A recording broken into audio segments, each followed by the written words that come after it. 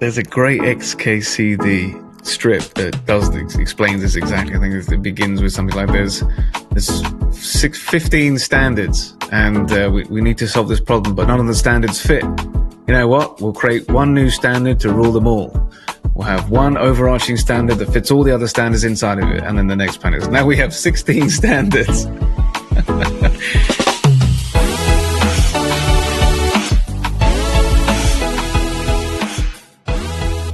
Welcome to the Forward Slash, where we lean into the future of IT by inviting fellow thought leaders, innovators, and problem solvers to slash through its complexity. Today, we have with us Dave Shanley, who also goes by quobix. Did I pronounce that right, Dave? That is correct. Yes, quobix. Quobix. He's a hacker, product thinker, software architect, inventor, and technical leader with nearly 3 decades of experience designing and building software across a wide range of industries. He specializes in what he calls experience engineering, creating technology that people interact with directly. By day, he's a distinguished engineer at Splunk. By night, well, he's also a failed musician. Those are his words, not ours. The reason we wanted to have you on, you have an interesting kind of take on the kind of an AI twist on something that's been around for a little bit. We wanted to talk about that OpenAPI. There's a little bit of a connection there, so I thought that sounded very interesting. But I gotta get into this this failed musician thing. My morbid curiosity when I saw that on your bio, I'm like, okay, how bad could it be? You know what I mean? Like, how bad could this really be? So I clicked on it. I went to your Spotify, and I'm expecting Step Brothers, Prestige Worldwide, kind of, you're wrecking your dad's boat into the shore kind of a thing. But I was surprised. It was pretty awesome. I'm going to have to listen to this. How is this failed? How are you a failed musician? That's good stuff, man. Thank you. I really appreciate that. I always wanted to be a musician. I always wanted to be a rock star, 99% of other young children out there, and tried it. And we, had some progress. When I was maybe 15 years ago, 20 years ago now, I don't know, it's a long time ago, long time ago. But when I was in England originally, we actually had a bit of a following. We had a couple of record deals. We actually had a music video on MTV2, if Nice. you can believe that. And we did some tours. Actually, we did a tour with My Chemical Romance, right, kind of just before they blew up. And it was a good time. But, we never quite cracked it, never cracked the nut, never quite made it. And it all fizzled out. And by that point, it was just like, well, there was no money anyway. The only money we ever made was for recording. So I kind of fell back to my second passion in life, which is software engineering, which is always there. I was always doing it. I just kind of doubled down on that and gave up the life of trying to be a professional musician, so. Oh, man. I enjoyed it. I was listening. It was great. Oh, thank you. So, I wasn't expecting that, but it would have been my choice in life if I could have been a musician, would have been. But I see a lot of similarities in coding and engineering and software with music and art. For me, it is a form of art. It's not just, sure, it's algorithms, right, but it's algorithms that combine together that can create something beautiful and unique. Absolutely. No, I love it. So, well, first I want to talk to Dave. You have this alter ego, but I want to talk to Dave because you got a kind of a cool gig at Splunk and Cisco. Tell us a little bit about what do you do there? This distinguished engineer sounds pretty cool. Yeah, thank you. So, my day job is I'm a distinguished engineer for Splunk, but now we're owned by Cisco. So we were acquired by Cisco just over a year ago. And nothing's really changed. In fact, in the sense of what I'm doing, is just a part of a much bigger company now. But, the nuts and bolts of it is vision, leadership. I work in security, so that in Splunk, there's the Splunk platform. I'm not sure if you know much about Splunk, but it's a huge big log aggregator, feeding any kind of unstructured data, and it gives you a way to search, query, and build applications on top of that data. Splunk Securities, which is what I'm one of the distinguished engineers for, is all of the premium security products that sit on top of Splunk. So enterprise security being our cash cow, which is the main product which a lot of businesses use. In fact, most businesses that use Splunk use it for security and use one of our security products. And my role basically is to set the vision of how we're going to get from where we are today to where we want to be, and how all the problems it's going to solve and why we need need to do that. So it's really kind of setting that grand vision and then selling that vision not only to the engineers, but the product managers, the UX team, the technical product managers, the executives. The whole organization needs to be brought along on that journey. But anyway, that's kind of what I do on my day to day is leadership, thought leadership, vision leadership, technical leadership, strategy, and taking us on that long journey of solving the big problems. That's cool. As technology, leaders, and as we kind of grow up in the industry, it's hard to take that back seat and realize that we're there to mentor and let others shine. At a certain point, you need to take a step back away from getting you're not like, move, get out of my way, let me show you what, stop doing that. Like, you don't need to be the smartest person in the room. The other people are really smart too. So yeah, it's a really hard skill to learn. And part of kind of growing into that role is the ability to let go of the reins and say, what would you do? How are you going to do it? How are you going to make it better? How would you design it? And then supporting them and helping mentor them through that versus saying, oh, you should do it this way. You should do it that way. Now that's really, really hard to let go of that desire. I was mentored once by an engineer, senior engineer at VMware, and he gave me the question. It was, how can you take these 2 hands and turn them into 100 pairs of hands? That's your goal. Not to do the work of 100 people, but to have 100 people do your work for you in a way that they feel like they own it and they enjoy it and they want to do it. To do that, to encourage people to do it, that is really, really hard. It's a really, really hard skill to learn. That's cool. So that's basically that's what I do on the 9 to 5. So all of you senior engineers out there, if you want to learn how you get to be a better and better engineer in this industry, you need that mindset. I love it. I love that. That's awesome. So enough talking to this Dave Shanley guy. Okay, we've got an alter ego, quobix. Now I want to talk to quobix. Is he available right now? Is he around? Absolutely. I've got my cowboy hat on. Your cowboy hat. I was wondering, I don't know that I've known anyone that has an alter ego. Like, you see, like Superman, it seems like it's real easy to just change between. He just parts his hair a different way, puts on some glasses, and nobody knows. Do you find that to be the case for you? Is it easy to just go back and forth, or what do you, how's your experience there? That's a great question. And I think that if you kind of roll it back a little bit further and you think about like people who have alter egos, so like Superman or Spider-Man, Batman, and they're all this person that they have to put on a mask to become their alter ego. But Superman's different. And this is actually a quote from Kill Bill, I believe, Volume 2. But Superman is different because he is Superman. The cape, the red boots, the blue outfit, that's his. Those are his clothes. He has to become Clark Kent to hide who he is. And I'm a little bit like that. Not that I'm Superman, nothing like him, but I am in the sense that I always feel like quobix versus Dave Shanley. Dave Shanley is who I become to operate in the world. But, if I had unlimited money, time and resources, I'd never take my cowboy hat off. I'd be hacking code all day long and making music, somehow trying to blend them together, which is really hard to do well. But yeah, that's how I would operate. So I kind of see myself as quobix all the time. And I have to become Dave Shanley to make money and have a career. All right, so you're an enigma. I said I have more curiosity. Okay, so you said you live in Virginia. Mm-hmm. You don't sound like you live in Virginia. You mentioned earlier you're from England. But you play music that sounds to me like Linkin Park and Green Day.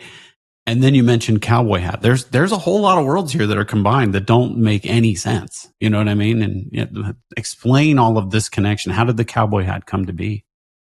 So I've always had an affinity for anything Western. Nice. I love the idea of the cowboy and what the cowboy stood for. Protecting the herd, driving it home, being out there on the front lines. Sole survivor. And if something went wrong out there on a drive, you are on your own, and you still had to make sure that you got the job done. Everything about that just rings to me. And plus, the fashion is awesome. And it's just uniquely American. I know it's influenced very heavily influenced by Spanish and Mexican culture, but there's something about the cowboy in itself is uniquely American. Whether or not it's kind of composed of different cultures over the years. it's something just always sung to me. So I've always worn a cowboy buckle, like a big belt buckle. You know, even when I was in England, I come over here, and the only place I could find it was like some like Hot Topic, and I'd find some kind of nonsense, cheap band, piece of crap, and take it home. When I went back to the UK, obviously that was a very, very long time ago. But it just the whole culture of it just sings to me, both the vision and all of that stuff. So that's why I kind of based all of that. I wear cowboy hats casually. I can't wear them when I'm doing like recording and stuff because I can't put my headphones over them. But normally, if you see me out in public, I'll be wearing. If I do talks, I'm always wearing a cowboy hat. I love it. That's fantastic. Quite a renaissance, man. All right, so Quobix and I are talking now, and so you are in like. There's something that's been around for a while. OpenAPI, we kind of talked about that, and JSON schema specifically. Tell us a little bit about these technologies for those who are uninitiated, that are not familiar with what even is this OpenAPI thing, and why does JSON schema have anything to do with this? Yeah, it's a great question. So OpenAPI is the standard, or has become the adopted standard of how we define RESTful APIs out there on the internet. There's another couple of standards that existed. For example, there was one called RAML that was built by a company called MuleSoft. Mm-hmm. So a few of them kind of emerged, a little bit like VHS and Betamax. And OpenAPI 1, it wasn't always called OpenAPI. It started out as something called Swagger, which was built by a company called SmartBear. Which still exists as a commercial product, but it's its own thing. It's its own standard, and SmartBear donated the as it was in time, that version of the standard to, I believe it was the Linux Foundation. It is the Linux Foundation. Anyway, they donated it as an open standard and said, here you go. And then what happened is that became OpenAPI, and then it started moving forward, and there was a bunch of changes made. Swagger actually won the war, the API spec wars, not because it was the best, but because the community was the largest. It had the widest adoption, just because it was easier for people to build tooling with, and there was just more people using it, and it just won. That's OpenAPI as that standard. And JSON schema is the definition of how you define models within requests and responses and parameters and headers and things like that. And that is another standard. Now the difference is that Swagger has like a form of JSON schema support. It's like its own limited. It's not really JSON schema. It's kind of version of it. Uses the same namespaces and things like that. But JSON schema is actually an open standard, and OpenAPI 3.1 adopted JSON schema as a standard, which means you can now use any tooling that supports JSON schema, which is a lot of it. There's a lot of great tools out there that do support JSON schema. You can now use them with OpenAPI because they can actually read, or should be able to read those schemas. And that creates a lot of problems, because most tools are founded on the hacked version of the model versus the actual implementation. So I'm kind of building tooling specifically in Go. I started about 3 years ago because I was building a lot of this tooling internally inside VMware that we were deploying and running, and people loved it. Developers loved the tooling. It's still operating today in places, I believe, but we couldn't open source it for different reasons. Not going to go into them, but that's why I started rebuilding all this stuff outside of the company, so it was available for everyone who had these problems to start using it. And that problem, there's multiple companies now doing exactly what I thought they would be doing with the library and the tooling, to solve these open API problems. So that's why I kind of started doing this. The tooling was rubbish, the ecosystem was bad, and there was companies that were doing it internally but keeping it all for themselves. So I thought, okay, let's break the cycle. Gotcha. So OpenAPI is a way for us to kind of document and share this is what this API does, and here's how you talk to it, how you interact. Exactly. Kind of the gist of it. Yeah. Okay. Yeah. It's all the endpoints and all the inputs, the parameters, and how you would, make a request to it, the kind of responses you're going to get back out of it, with the data shape. So the properties and values and what types they're going to be, whether they're numbers or strings and things like that. Nice. So it gives you this really, really strongly defined contract that what goes in, exactly what should be coming out, which means you should be able to then feed that spec, that contract, the OpenAPI spec, into any different type of tooling, and it will be able to spit out different artifacts from that spec. So, for example, documentation. and you want to be able to document the API. So you just, fill out the spec and complete it, fully, and you've got great docs automatically. The same thing with SDKs. You can auto generate code.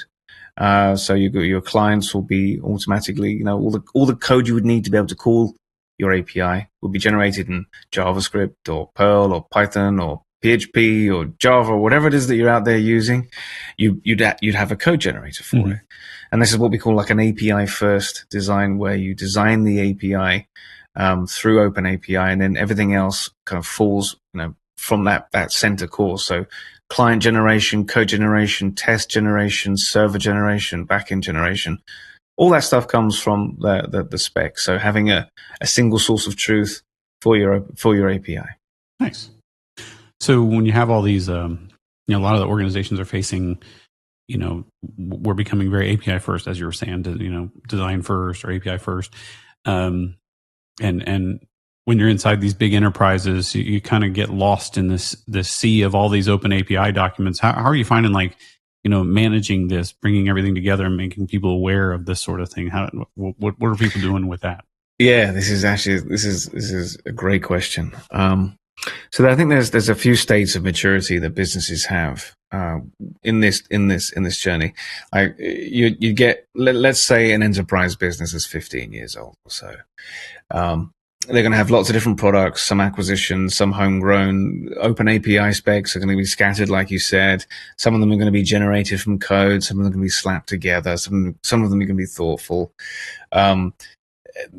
First of all, before trying to build like a directory of all the specs, is you've got to get everyone using specs. So whilst you might have a selection of specs that are in different states, you've also got a bunch of teams that aren't even thinking about this, that haven't even done any work on OpenAPI or any kind of API standard, and they don't have any tooling around it. So they're kind of starting from scratch. So there's like awareness, is how do you get everyone to see? So the first thing you've got to do is pull everything in that you can find and suck it all into some form of, your own kind of directory to begin with. And there's actually products out there, like Postman have a platform that does this, that allows you to do this kind of spec centralization, but be able to pull it in and do an analysis and figure out where are we in our journey, is how well are these specs put together.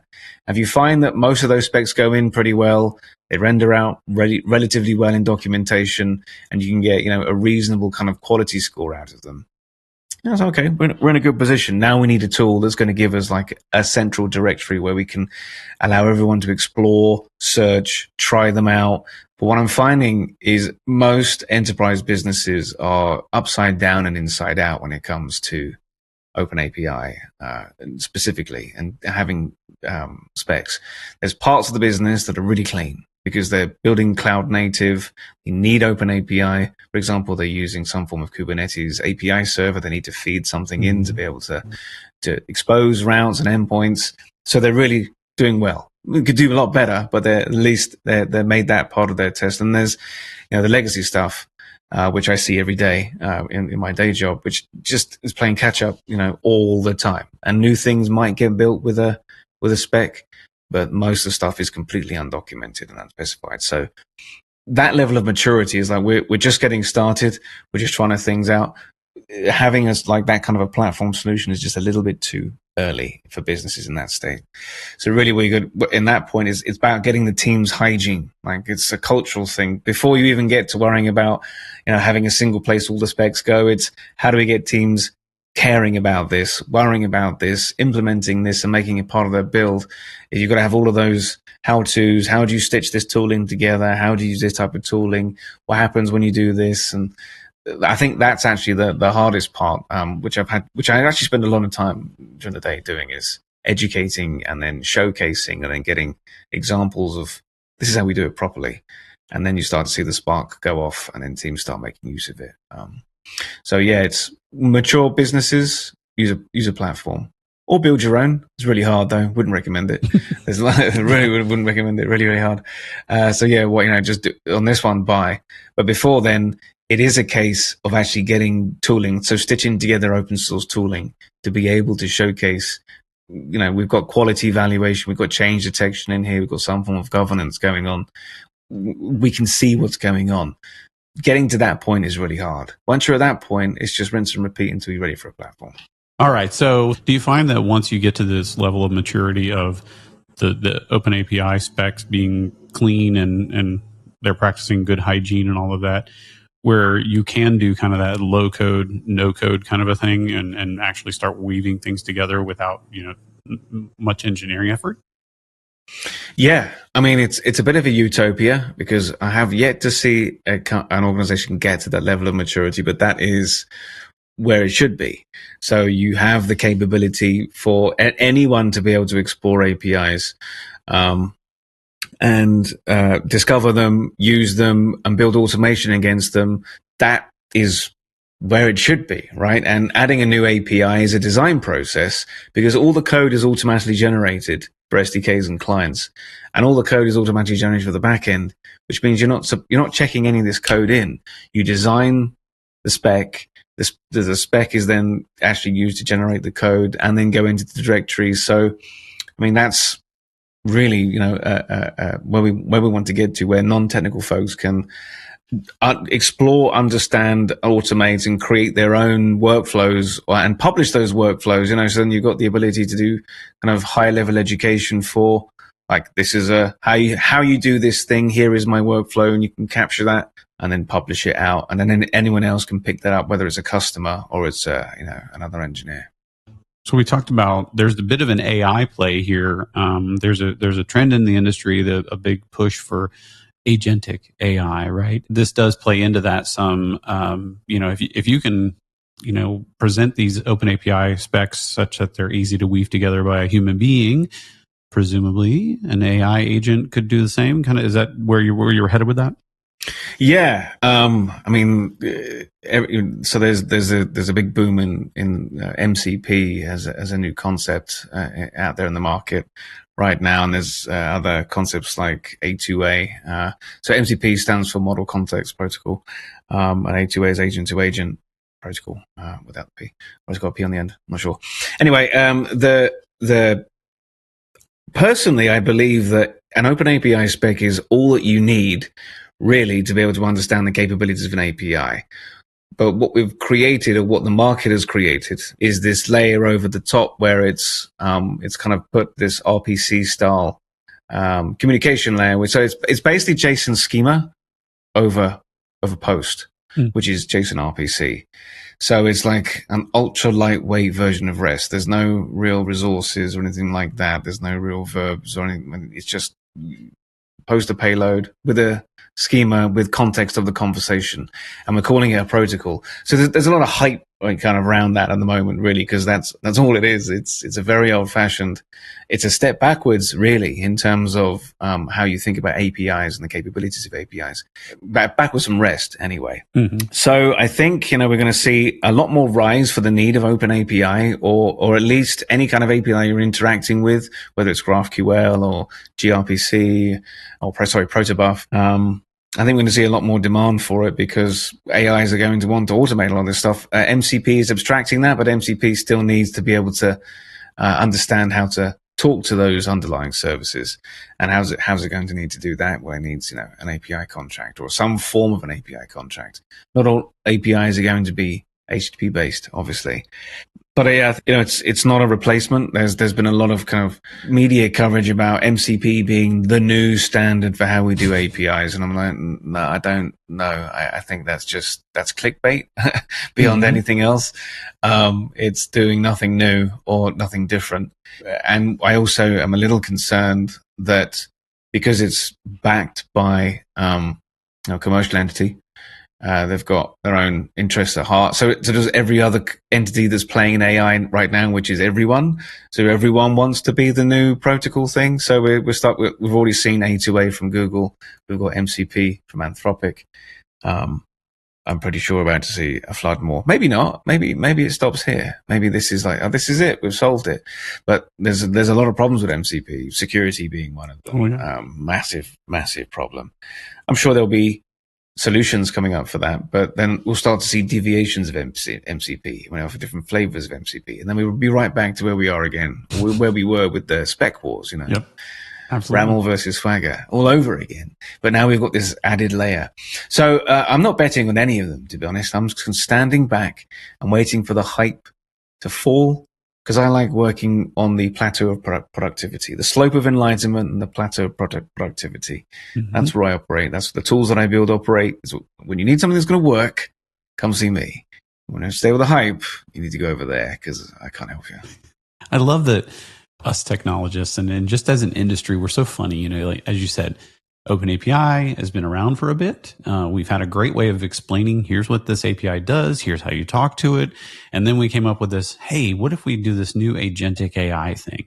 And we're going to hand these agents tools. But man, we need to describe these tools and how do you talk to them? Let's come up with something brand new. Let's just start. We obviously, there's nothing available, so we have to just create this from scratch. It's crazy that we do this to ourselves over and over again. There's a great XKCD strip that explains this exactly. I think it begins with something like there's 15 standards, and we need to solve this problem, but none of the standards fit. You know what? We'll create one new standard to rule them all. We'll have one overarching standard that fits all the other standards inside of it, and then the next plan is now we have 16 standards. Mm-hmm. Mm-hmm. Yeah, exactly right. Yeah. Exactly what we do. Yeah. It'd be great if we could leverage these existing technologies, and it's kind of cool this notion of agentic, where you ask them these fancy models to plan out, hey, I have to solve this complex problem that could involve multiple steps, and you say, okay, here are all the tools at your disposal, and the engine just decides, okay, in order to solve this problem, I first need to do A. That's a tool for that. I'm going to go talk to that and all that. So I think it absolutely naturally lends itself. So hopefully we'll see a little more, like you're saying, a little more standardization and people settling on things that are reasonable and not jockeying for control so much as let's just be sane about it for once. Yeah. I don't know where it's going to land. I feel like every day there's a new spike on the AI hype peak. So it starts again, like there's a new trend. There's another trend. There's a new thing happening now. Multi-agentic now. And there's another one. It's like most people still haven't even added the word agentic to their marketing material. Now they're going to go back and start adding, modifications to that. That's how fast things are moving. Which it just lends to, from my experience, and as you've experienced as well in the past, you just stand back and wait for the balls to land on the floor, because at some point they're all going to come down. They can't keep going up and up and up. We are going to have some form of bill come due, and then we'll figure out how to make use of all of this stuff properly.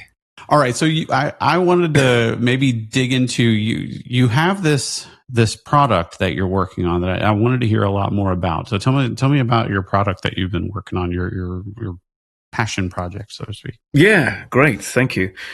So I have a company. The company is called Princess Beef Heavy Industries, and the acronym is PB33F. And for the last few years, what I've been doing is building the pieces that I need to build the product. I need all these bits and pieces, and they're all really useful bits and pieces on their own. They're individual units of value, like they're power tools, if you will. So I've been releasing them as open source. Whilst, the goal is I need these things to build what I want. The things that I need aren't out there in the form that I need, so I'll build them and give them away. Give these pieces away for everyone else to be able to go and use. And there's different areas of value. There's a library that's a complete parser and model and diff engine for OpenAPI specs.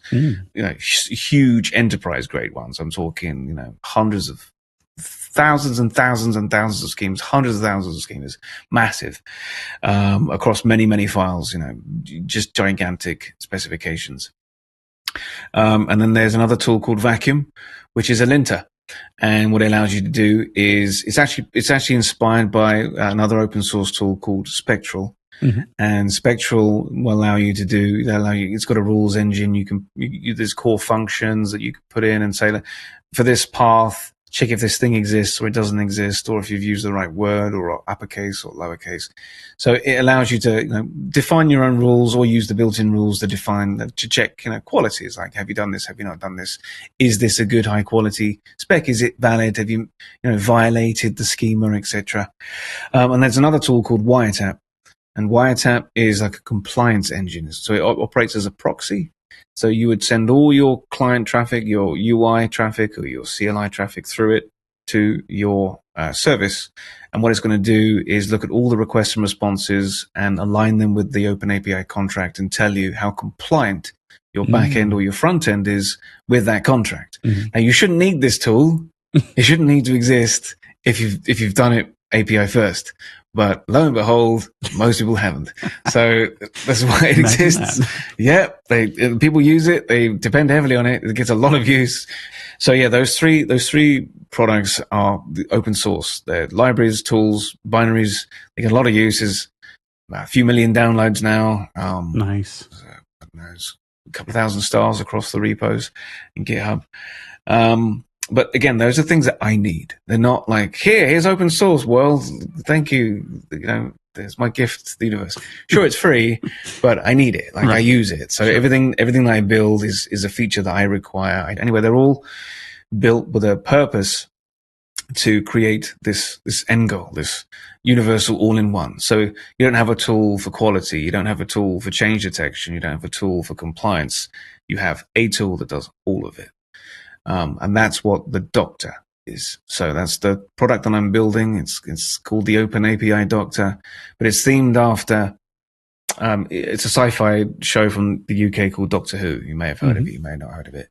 Everything about it is themed around it. So it's just my own kind of association with it. For example, all the Git commits in the repo, all the commits are based off of Doctor Who quotes. So anyway, that's the whole point is like you can, It's an all-in-one for OpenAPI. It's a design studio. So you can design, every change you make is tracked. You can see exactly what changed in these unique ways that are completely unavailable anywhere else. Like there's graphs of, diffs that just don't exist in any other tool. You can see the model as a graph. You can see all the references and the relationships between schemas. You can do your quality control. There's vacuum rules built into the Doctor because it's powered by that vacuum. There's change detection. I haven't built Wiretap in yet, so the compliance part isn't available. But it's the idea that not only can you have this as a SaaS service, so it runs as an API, you can build your own products on top of it, or you can run it as part of your CI/CD, or you can run it on-prem. It's designed to actually run as an on-prem product, so you want to keep control of your own data, no problem. Or you want to run it as a desktop app. You want to run it as part of your dev, you don't need Docker. You just run the binary and a desktop UI will pop up. And you've got everything you need. So it'll fit into any form factor, run in a Docker container, run as a SaaS service, run on-prem as a service, run as a desktop application, or run as a CLI tool. But you've got everything you need in one place. That's the goal. It's an all-in-one suite, everything you need, a complete and end-to-end solution for the upstream of OpenAPI, which is contract validation, design, quality, and compliance. So the names of all the tools, I kind of get those. I can see where you got those. The vacuum and whatnot. Doctor, all these things make sense. Okay, you got to tell me about Princess Beef. I like, where did this come from? That's kind of out of left field here again. This is another cowboy hat in Virginia deal. What's going on here? Well, I was thinking about, what I need to create some form of an entity because there's sponsorship on the GitHub repos. A few companies reached out to me saying, we want to sponsor you. I'm like, I don't have a bank account for business. It's like, so I set up an LLC just so I could have that going. And I was thinking, well, what do I call it? I'm not going to call all this stuff. So, I was thinking about different, boring names, like, verbs and the kind of stuff that you see most startups pick, something that's inoffensive and corporate friendly, but sounds fizzy. Like, no, this is boring, it's all boring. So my daughter was 2 at the time. And she had a TV show that she watched. It's called Blaze and the Monster Machines. It's an animated show about monster trucks. Nice. And, she would say, I want to watch Princess Beef. And we're like, what? what show is Princess Beef? And she'd point at Blaze and the Monster Machine and say, Princess Beef. I'm like, there's no mentions of princesses or beef or Princess Beef anywhere in the show. That's just what my 2-year-old called it. So I thought, well, isn't that a great name for a band? That is a great band name. Isn't that? Because she used to play these like toy drums, and she called them the Honey Drums. And I thought, Princess Beef and the Honey Drums. That is a name for a band. That is a band name. That's a great name for a band. But as I said, my music days, my professional music days are long behind me. So I can't use it for a band. What else am I going to use it for? Well, why not call the company Princess Beef? I love it. And the heavy industries actually comes from back in the 90s. There was a hacker think tank called Loft Heavy Industries, and they created a bunch of tools like Loft Crack for Windows NT. Anyway, they were like a real aspirational hacker group. They were kind of disbanded in 2000, so only around for a very short time. But I thought, what a great, heavy industries, for software, because it's the antithesis of heavy industries, right? There's no heavy machinery. There's nothing. It doesn't exist. You turn the power off, it's gone. So I was like, what? I love it. I want to bring back hacker roots, because it's all about hacker design. Like everything's cyberpunk and neon pink and blue, and it looks like a terminal. So it's all kind of in that atmosphere. Why not bring it back and pay homage to Loft? All right, so this has been fantastic. We have a couple of segments that we do with every guest. One of them, the first one we're going to do, is what we call Ship It or Skip It. Ship or skip, everybody, we got to tell us if you ship or skip. So we have a few topics, so I'll just kind of ask you kind of and Ship It or Skip It, that's basically like, hot or not kind of a thing, right? Okay. So I'll come up with some topic ideas, and we'll just kind of do we ship that? That's good stuff, or skip it? No, it's not good. How about vibe coding? There's a lot of stuff going on around vibe coding these days. What do you think about vibe coding? Skip it, throw it in the trash and burn it. Definitely. Vibe coding, it's great if you're an experienced engineer and you know what you're doing and you know how things work and you want to be able to sketch. It's like taking, like Procreate being on the iPad. It's a supercharger for sketching if you're an artist. Mm-hmm. If you're an amateur, you'll end up making things look like, a crayon picture like a 5-year-old would, because you don't understand the tool. And that's really what I see, vibe coding. AI is a power tool for people who understand that particular domain, and they can enhance their output in that domain. But if you don't know what you're doing and you start vibe coding, and there was an explosion a month or two ago where a couple of influencers were building like games and like flying games and stuff like that.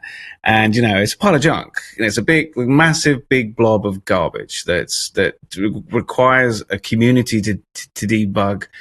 And whilst it's fun, this is good for a sketch or a POC or to get something off the ground, like trusting it as a product or asking people to pay money for it is danger, because like anyone working software for a long time, is the chaos isn't really the upfront build. It's easy to build something new, but maintaining something over the long term and building something to be maintainable with minimal amount of manpower, that's hard. Mm-hmm. And you're not going to get that from vibe coding at all. You're going to go the opposite way. So it's not so much the upfront value, it's what happens next. That's the part that, I'm done now, I'll move on to the next cool thing. And that thing that people are now paying for, and all the complaint, and it ends up, collapsing. That's the result of vibe coding. So skip it. I agree with you. I do like the nuanced answer of like, for folks who do have some experience, it can be a helpful power tool. It can be a way to accelerate your workflows. But being a consultant, right, in the consulting business, you see these fads come and go, right? But there's then you have to pay the piper eventually, right? At some point, it becomes the point where, oh my goodness, we don't have any idea how to maintain this thing, and that's where. I made a career out of that. So I've done a lot of cleanups, so I'm okay with it. It's fine. Anyway, all right. Another one we kind of touched on a little bit as we were talking, but like model context protocol, A2A, like this whole notion of like we're trying to land on some standards. What do you think about this MCP A2A thing? Are you ship it, skip it? What do you think? Oh, this is a hard one. I'm kind of on the fence because the industry has picked this and is moving with it, and that's where the action is. Mm-hmm. And it's moving, and there's people using it, and there's all kinds of new implementations coming out of it. But it's evolving so rapidly that I feel like adopting anything or running headfirst into anything like that right now would be a costly mistake in the long run. But skipping it completely, I think it's a bad idea because this is something that is emerging. It is what people are talking about. Whether or not it's going to become the new norm, it's the primordial soup of where this new idea is coming from. So I'd pay attention. I'd pay attention. I wouldn't completely skip it, but I wouldn't dive in. I don't know if that's a great answer, but it's kind of on the fence on this one. Look at it, definitely understand it, but don't run at it like it's Adobe Flash. Don't do that. That's a fantastic answer, and I'm with you. I think this, for me, I don't know. I have this uncanny ability. I'm kind of patting myself on the back here. It's very self-serving, but I feel like I have this uncanny ability of like, it was almost like an instinctual, intuitive sense of when there's just too much complexity right now. And my spidey sense is like tingling right now. Like it's this world that I don't think we've quite landed on where we're going to eventually kind of settle.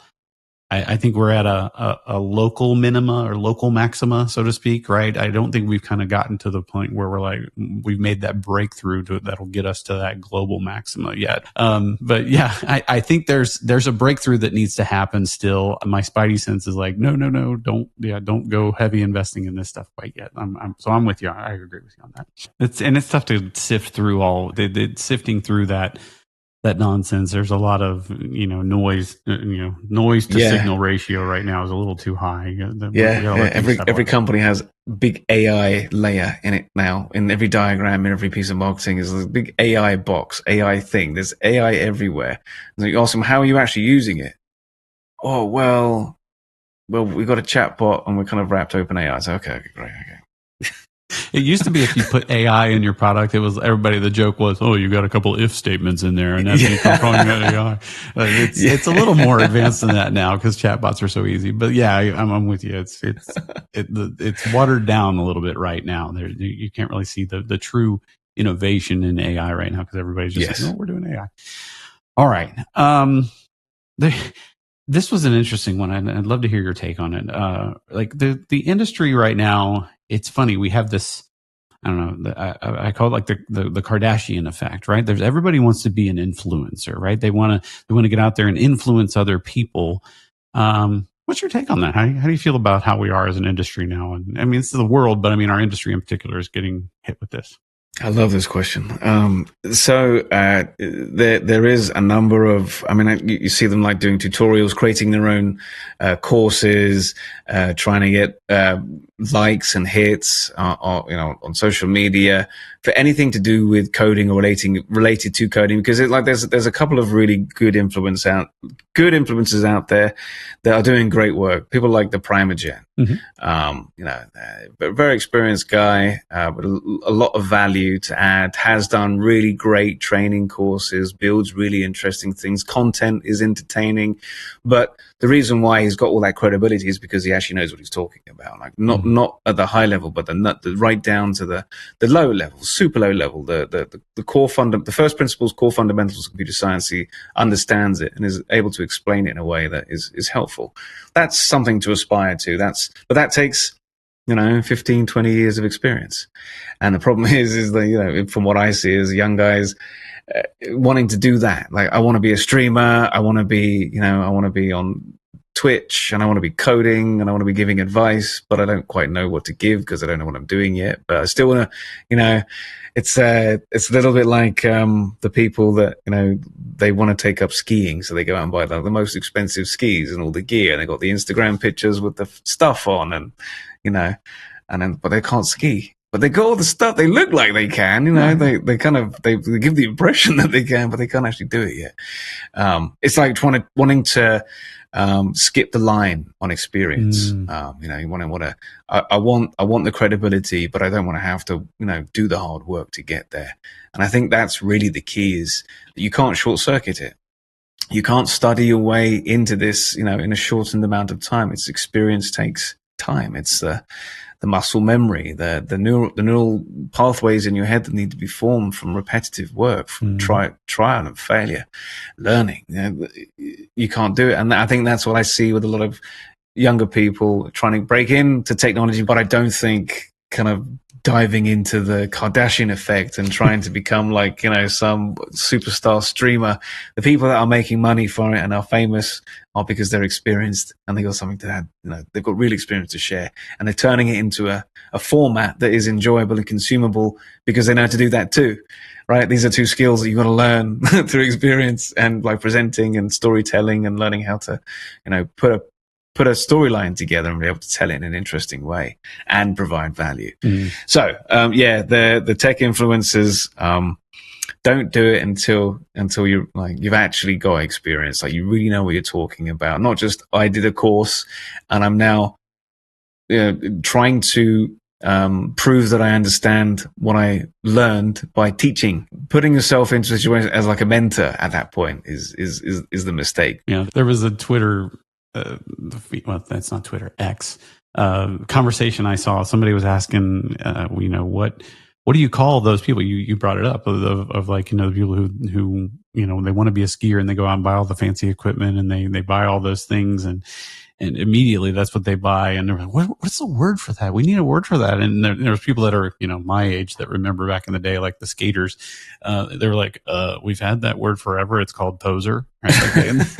You don't need to invent a new word. We've got a word for that. It's called a poser. That's a great word. That's a great word to describe. We need to revive that because it describes it perfectly, doesn't it? Posers, yeah. It does. So you're skip it, kind of. Yeah. Skip it until you have experience. Grind, like work. Do the work. And then, when you've got the credibility to be able to build the kind of things that you're inspired by, because genuinely build them, because you know how to build them, because you've gained the experience and the skills. You've grown that skill set. Then teach others. Then be a role model. But don't skip the line because you've got nothing to offer yet. You just don't know enough. Yeah, I'm with you. I'm gonna skip it as well. I say, it's uncanny whenever we human beings try to take shortcuts to the thing, whatever that is. It doesn't seem to work out. Well, you're thinking, like you mentioned muscle memory, and I was thinking steroids, right? At the when people do that, there's terrible effects on your body, that sort of thing. Like whenever we try to take shortcuts, it's like nature smacks us around and says, this is not how the world or the universe works. You gotta go through the path in order to do something meaningful. Exactly. Yeah. You've got to earn it. Right. I agree. Okay, so we have another segment of our show that we call the lightning round, and this is the most important segment. These questions, these are the hard hitting questions that we're really driving. This is what people tune in for. Honestly, this is where we really get down to the heart of the matter and really get to know the nuts and bolts of the world and the universe. So, are you ready for this? I am ready. Yeah, hit me.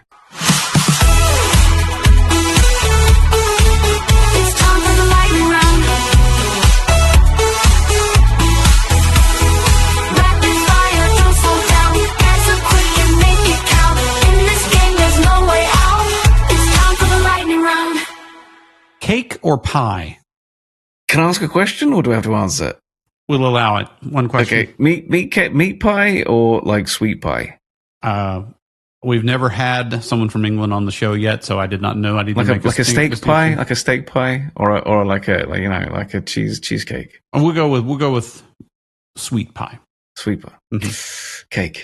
Cake. Now, if it was the other way around, meat pie. Meat pie. Okay. Yeah. There's no such thing as a meat cake. I mean, there is. I don't know how tasty it would be, but yeah, I'm sure you can. I actually use meat cake as example properties in my test code. Funnily enough, definitely meat pie. I don't know about a meat cake. It's a crime that, like, just a steak pie is so hard to find in the United States because it is incredible. You can get chicken pot pie, yeah, but you can't get like a steak and ale pot pie. Steak and ale? That sounds amazing. Yeah. Okay. Have you ever worn socks with sandals? I'm wearing them right now. Okay. That's a yes. All right. Do you like the word dapper? Yes, I do.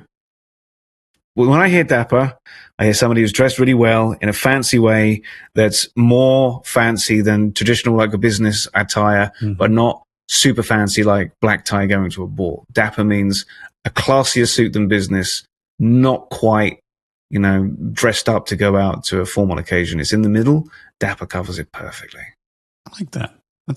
That was a very thoughtful answer, and I enjoyed. You get a bonus point for that one. Definitely, thank you. For sure.